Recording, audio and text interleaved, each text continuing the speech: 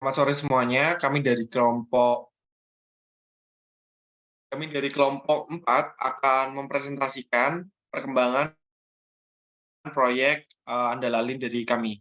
Sebelumnya, kami terdiri dari beberapa anggota, yakni Abdul Aziz, Patriciana Dewi Sari, dan Suryadi Kusuma, Daniel Perninghotan Simatupang, Hengki Arwanda Effendi, Rinaldi Novendra, dan Rizky Maulana. Untuk simulasi kinerja lalu lintas pada saat pembangunan stasiun pompa bahan bakar umum akan dilaksanakan secara terus-menerus dalam artian satu tahapan tanpa jeda waktu dengan estimasi 1 minggu. Lokasi pembangunannya ada di Jalan Surya Sumantri arah Sarijadi, dan jalan yang terdampak ada Jalan Surya Sumantri dan Jalan Lemah Ngendet. Untuk estimasi jumlah pekerja dengan luas objek yang akan dibangun sebesar 40 kali 20 meter, mendapatkan hasil 80 meter persegi berdasarkan SNI 2007, maka kebutuhan pekerja mendapatkan 48 untuk pekerja, tukang batu 16 orang, kepala tukang 2 orang, mandor 3 orang. Untuk presentasi pekerjanya, untuk pekerja 59, tukang batu 25%, kepala tukang 8%, dan mandor 8%. Selanjutnya untuk estimasi kita asumsikan selama 7 hari, yakni pembulatan mendapatkan pekerja 7 orang, tukang batu 3 orang, kepala tukang 1 orang, dan mandor 1 orang. Selanjutnya, arah kedatangan alat konstruksi dalam pembangunan proyek kami, yakni alat berat didatangkan dari luar Bandung, sehingga arah kedatangan berasal dari Jalan Tol Paster, kemudian belok ke kiri menuju lokasi pembangunan. Kemudian berdasarkan pengamatan pada saat pembangunan SPBU, pekerja yang datang dari arah Jalan Carimasa sebanyak 50% dan akan meneruskan ke Jalan Surya Sumantri dan kemudian berputar arah menuju area pembangunan SPBU. Selanjutnya kemudian dari arah Jalan Junjungan sebanyak 34% yang akan berbelok ke kanan untuk menuju area pembangunan. Kemudian dari arah Tol Paster, pekerja yang akan menuju area pembangunan sebanyak 8%. Dan yang terakhir, pekerja dari arah Gunung Batu menuju area pembangunan SPBU sebanyak 8%. Pekerja dari arah Gunung Batu harus berbelok ke kanan ke arah BTC untuk kemudian mengambil lajur kiri dan belok ke arah kanan untuk menuju area pembangunan SPBU. Karena akses jalan lurus dari arah Gunung Batu menuju Jalan Surya Sumantri tidak dibuka atau dilakukan blok.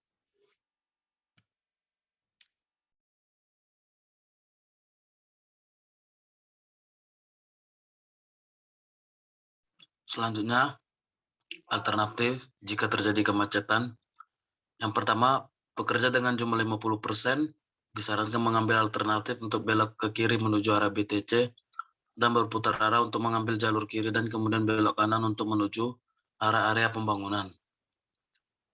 Pekerja dari arah Paster sebanyak 8% disarankan tetap menggunakan jalur belok kiri, jalan terus menuju area pembangunan SPBU.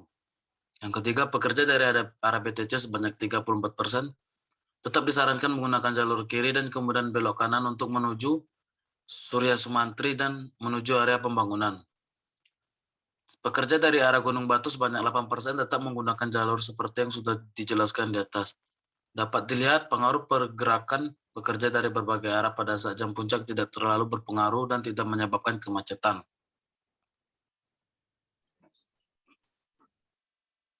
Kode analisis kinerja ruas. Existing-nya untuk kapasitasnya itu 5.950,56, untuk volumenya 754,2, untuk volume per kapasitasnya itu 0,129, dan untuk nilai ITP-nya itu adalah A. Kondisi existing-nya dapat disimpulkan pada kondisi existing, kepadatan lalu lintas sangat rendah. Pengemudi dapat mempertahankan kecepatan yang diinginkannya tanpa sedikit tundaan. Kenyamanan pengendara masih dapat ditolerir.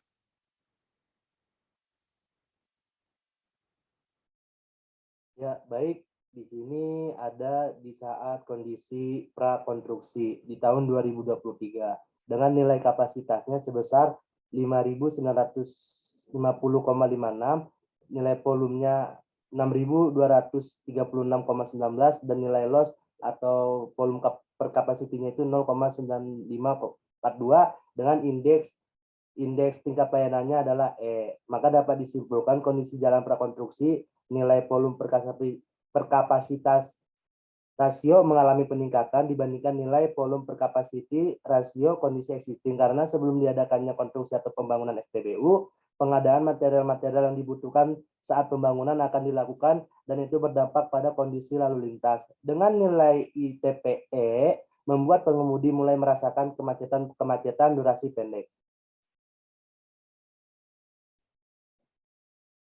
Di sini ada tabel bangkitan dan tarikan yang digunakan untuk mengangkut material.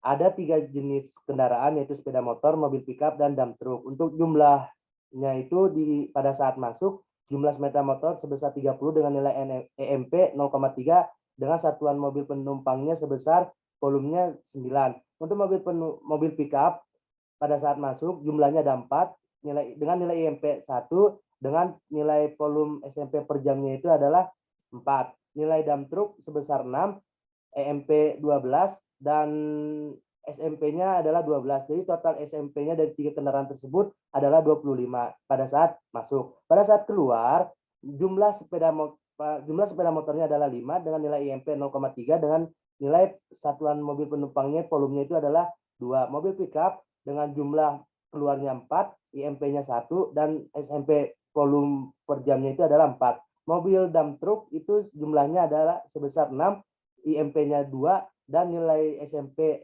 satuan mobil penumpangnya volumenya adalah 12. Jadi total dari 3 kendaraan yang keluar, nilainya itu adalah 18 SMP per jam untuk volumenya.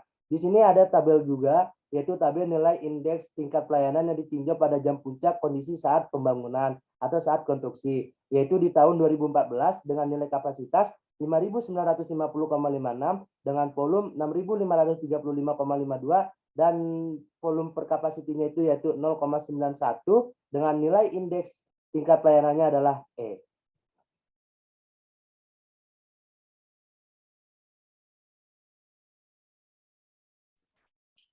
Nah, berikutnya kita masuk ke tabel nilai ITP yang ditinjau pada jam puncak kondisi pasca konstruksi. Pasca konstruksi ya di mana kapasitinya itu 5.950,56 dengan volume 6.849,23, volume per kapasitinya itu 0,868792,678 dengan nilai ITP-nya itu E. Kinerja jalan pasca konstruksi SPBU yang akan dibangun disimulasikan terjadi setelah akses sudah difungsikan, yaitu setelah 1 tahun masa pembangunan. Peningkatan beban lalu lintas pada jaringan jalan lebih dikarenakan oleh pertumbuhan arus lalu lintas itu sendiri, yaitu sebesar peningkatan laju pertumbuhan lalu lintas. Ditinjau dari nilai V per C rasio yang terjadi dari ruas jalan Surya Sumantri dan jalan Dr. Junjunan. Perubahan nilai volume per kapasiti rasio sebesar 0,86.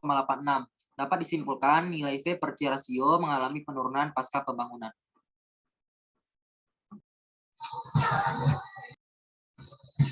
Selanjutnya, analisis kinerja jalan 5 tahun mendatang. Ada tabel nilai ITP yang ditinjau pada jam puncak kondisi pasca konstruksi.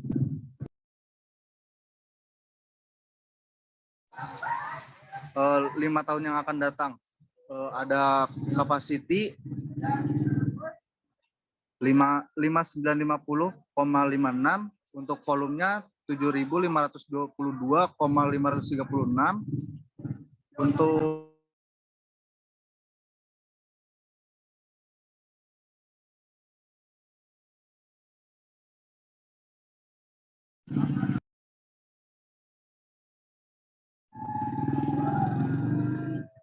LOS-nya itu ada 0,791031, untuk ITP-nya itu D. Selanjutnya, arus lalu lintas pada proyeksi tersebut menurun sebesar 1. Arus lalu lintas existing di setiap zona yang dipantau meningkat berdasarkan faktor pertumbuhan lalu lintas. Jaringan jalan yang ditinjau tidak terjadi perubahan geometrik, hambatan samping, dan situasi lingkungan sehingga kapasitas setiap ruas jalan sama dengan kondisi existing yang seperti disampaikan. Selanjutnya, kepadatan lalu lintas sedang, namun fluktuasi volume lalu lintas dan hambatan temporer dapat menyebabkan penurunan kecepatan yang besar. Masih ditolerir namun sangat berpengaruh oleh perubahan kondisi arus, dan pengemudi memiliki kebebasan yang sangat terbatas dalam menjalankan kendaraan. Kenyamanan rendah, tetapi kondisi ini masih dapat ditolerir untuk waktu yang singkat. Selanjutnya.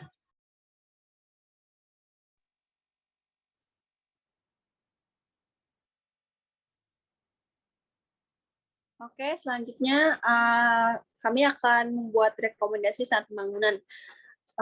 Proyek yang akan kami bangun saat ini yaitu SPBU, di mana proyek ini akan memberikan pengaruh yang kurang baik bagi kelancaran, kenyamanan, dan lalu lintas yang ada di sekitar daerah tersebut. Maka kami akan melakukan pembangunan yang dimana yang pertama kami akan melakukan sosialisasi kepada masyarakat sekitar bahwa kami akan membangun proyek tersebut. Dan yang kedua akan membuat mobilitas alat berat tidak dilakukan pada jam sibuk. Untuk menghindari kepadatan jalan lalu lintas yang ada di jalan tersebut, maka kami tidak akan melakukan pengoperasian atau pengangkutan pada jam sibuk, yaitu sekitar di jam 7 pagi sampai dengan jam 10 pagi. Selanjutnya akan mengalihkan ruas jalan dari Dr. Junjunan dan Surya Sumantri. Untuk menghindari pengurangan kapasitas jalan, maka kami akan melakukan yang pertama, tidak melakukan antrian kendaraan berat saat mobilitas peralatan dan pengangkutan material pada badan jalan atau di bahu jalan ruas Jalan Surya Sumantri dan Jalan Dr. Junjunan. Dan yang kedua, tidak menggunakan bahu jalan di ruas Jalan Surya Sumantri dan ruas Jalan Dr. Junjunan sebagai tempat penumpukan material sementara. Dan yang keempat, memasang rambu dan isyarat ada kegiatannya proyek. Di sini kami akan memasang rambu lalu lintas atau rambu isyarat sesuai dengan pelayanan dari sistem K3.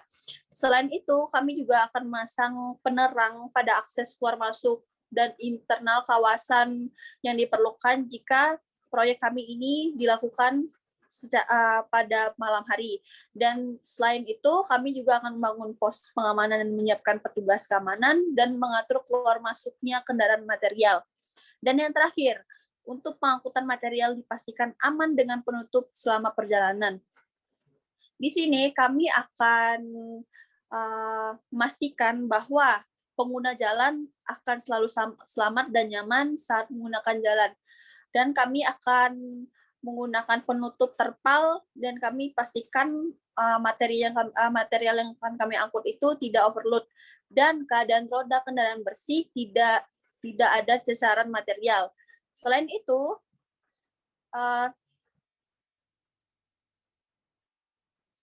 kami juga akan menyediakan pos pembersihan ban agar ban tersebut tidak mengotori jalan dan membahayakan pengguna jalan di sekitar lokasi pembangunan. Sekian penjelasan dari saya. Sekian presentasi dari kelompok kami, kurang lebihnya mohon maaf. Terima kasih. Selamat sore.